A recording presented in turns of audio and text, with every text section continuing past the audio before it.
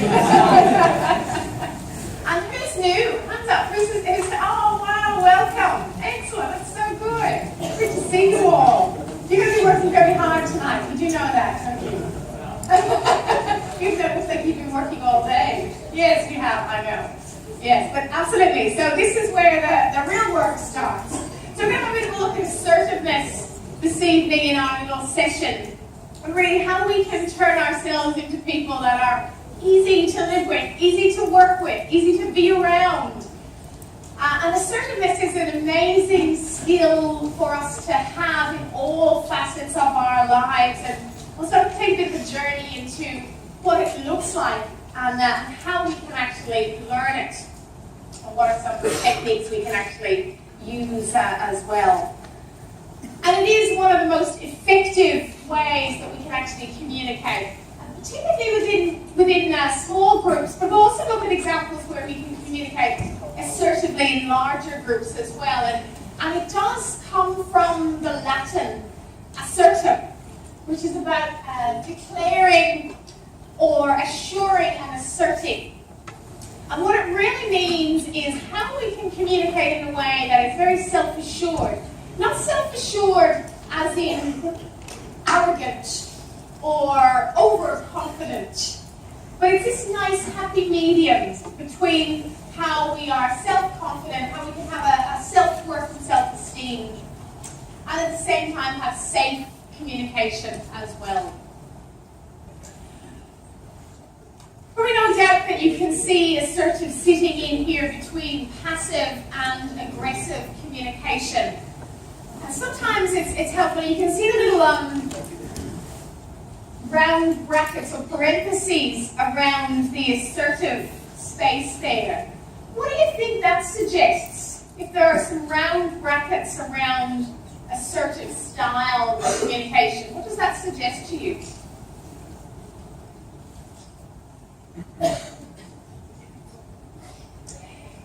It can move a little bit.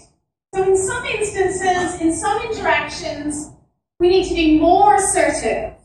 And in some interactions with some people, we don't need to be as assertive. So rather than thinking of being one style in a dominant way, it's about thinking of moving it along the continuum.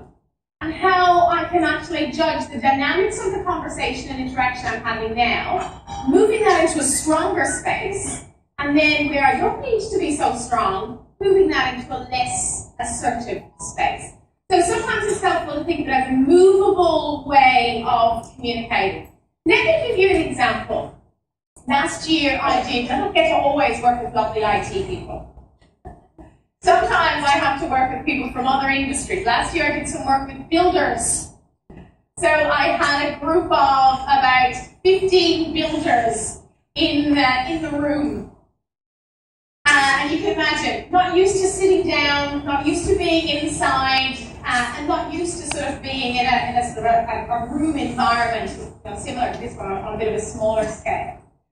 And what happened was, in that session, they just didn't settle down. You guys are pretty good. You come in, you sit down, and you pay attention. In this instance, they just did not settle down. I started the workshop at about 9 o'clock. At about 10 o'clock, we were looking at a case study. In the case study, we had a male and a female person. And you can imagine this particular group of individuals I was working with, it all just came out. They were making up stories about the male and the female. They, were sort of stereotyping male and female behaviour, and their behaviour in the group was quite dysfunctional and quite disruptive. So this is an example where it calls on a more stronger style. So I said to them, okay, I'm going to stop the session here. And I'm going to ask you to think about your behaviour. From what I'm sensing here is that you are not willing to participate fully in this session and give your respect both to my time and to everyone else's time in terms of us learning. So I'm going to give you some options. We can focus, have fun, but focus on the task that we have to do here today. Or you can all go home. What would you like to do? What do you think they did? Went home. Sometimes I do give people that option, and sometimes sometimes they do get up and walk out. That's the option. That's the choice, if you like. In this case, they quickly realized where their behavior was at and how dysfunctional it was. So by me setting the boundary of that interaction, they responded and reciprocated and actually still had fun. We still had lots of fun, but they started to moderate and regulate their own behavior. And they were able to actually learn and achieve in the session. So it's interesting where in some instances we have to be much more direct with people, particularly when they are likely to be very direct with you. In this case, these guys were being, quite forceful in their interaction. In some interactions, we just have to be slightly assertive. So let's think of it as a moving feast, if you like, and let's think about it as an environment where we can get some equal opportunity to understand and where everyone is respected.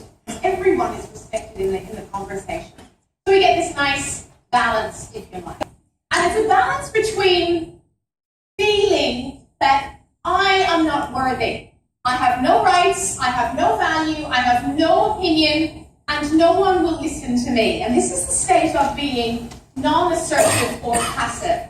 Sometimes it's helpful to look at this as a state of where a child would be. Feeling it's not fair, no one listens, I don't ever get my way. This sort of conversation, if you like. And sometimes, as you can see, it makes us feel very unworthy, very devalued. Compared to the aggressive behavior, you have no rights, very dominant, very forceful, where we're really shoving the other person down. And again, you can see here, sort of environment, if the other one was a child, what would this one be? Parent. Yeah, well done, a parent. So what we've got here is the dynamics between a parent and child. And we'll look at the language as we move through what this will sound like. As opposed to the balance, where everyone has equal rights. Your opinion is just as valid as mine. Your wishes are just as important as mine. Your needs are just as important and valid and just as crucial as mine actually are.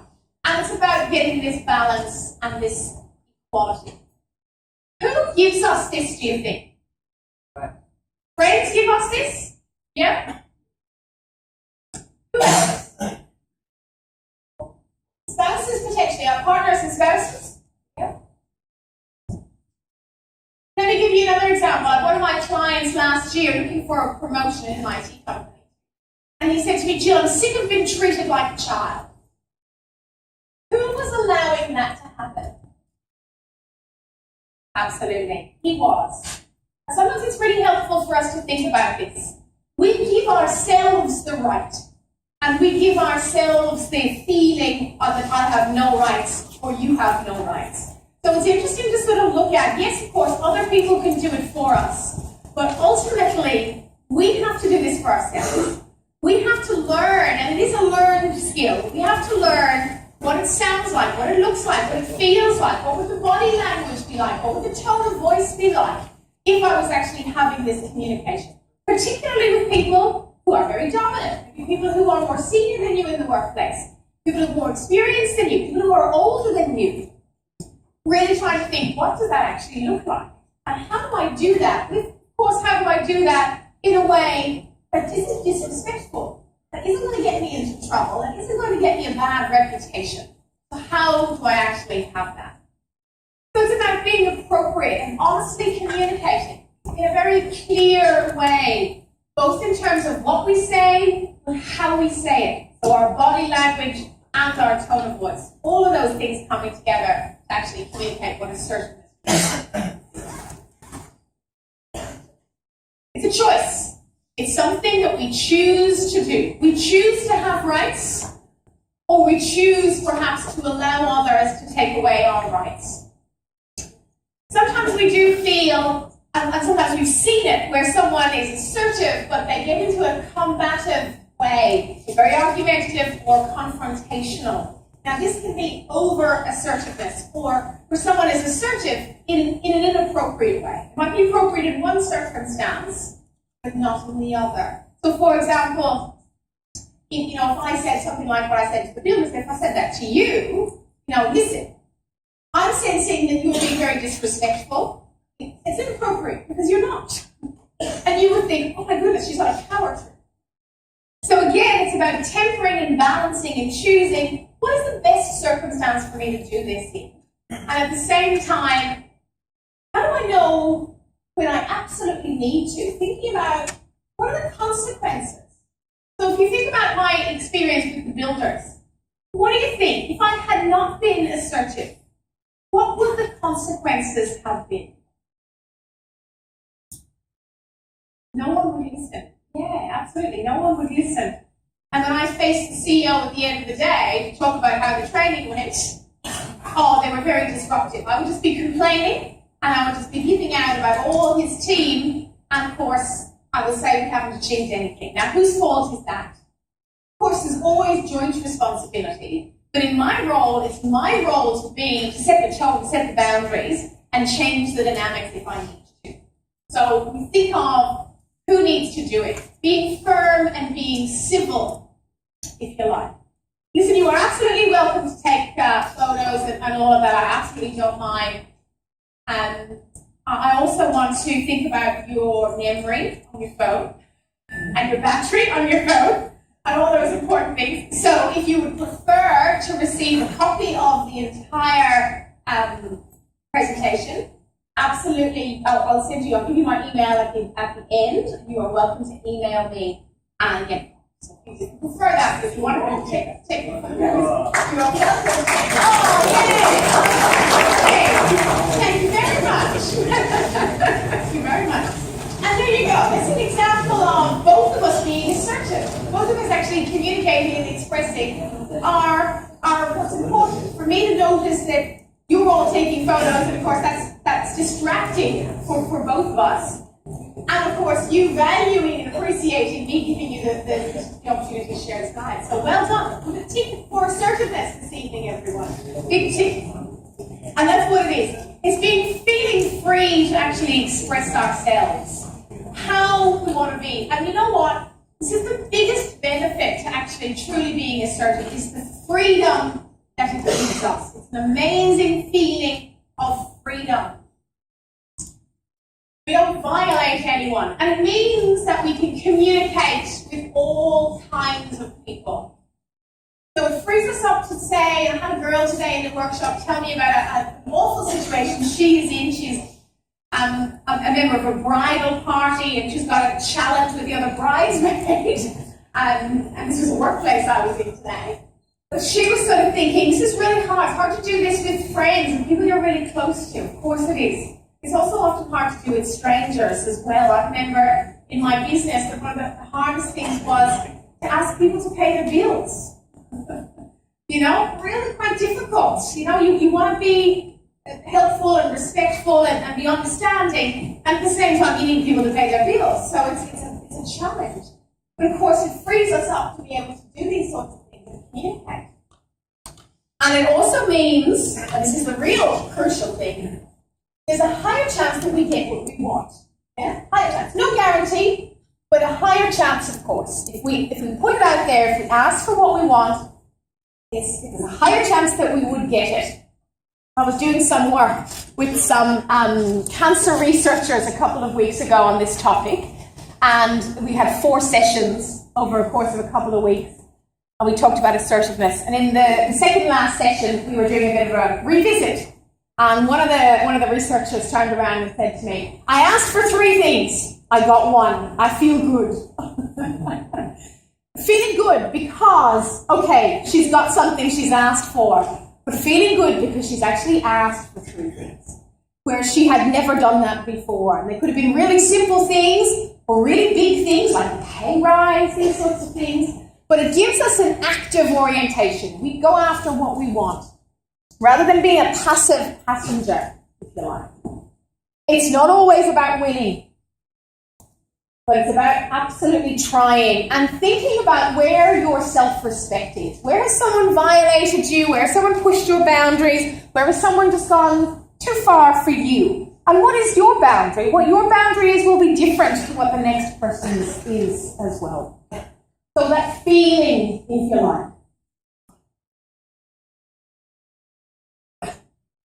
And getting that opportunity to know that we have the choice. We have a choice to communicate in an assertive way or not.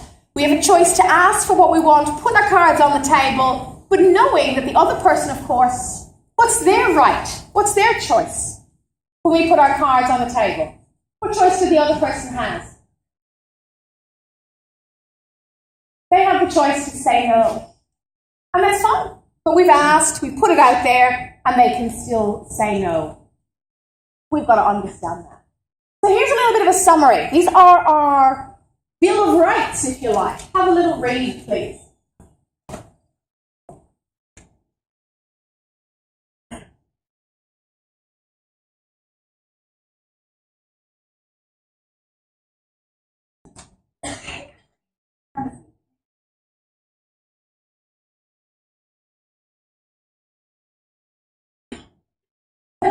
Whispering.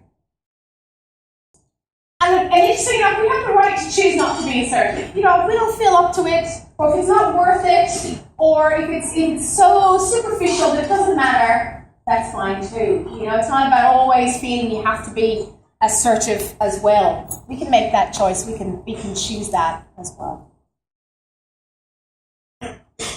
Some basic rights that we all actually have. So, you have all received some paperwork, some documents in advance. One of those things is the How Assertive Are You questionnaire. And that's what I would like us to focus on now. Now, some of you might have already have done this questionnaire. Anyone? Has anyone done it already? Oh, a few of you. Well done. Okay, thank you. For those of you who haven't, I'm going to give you a few minutes, please, to complete the questionnaire.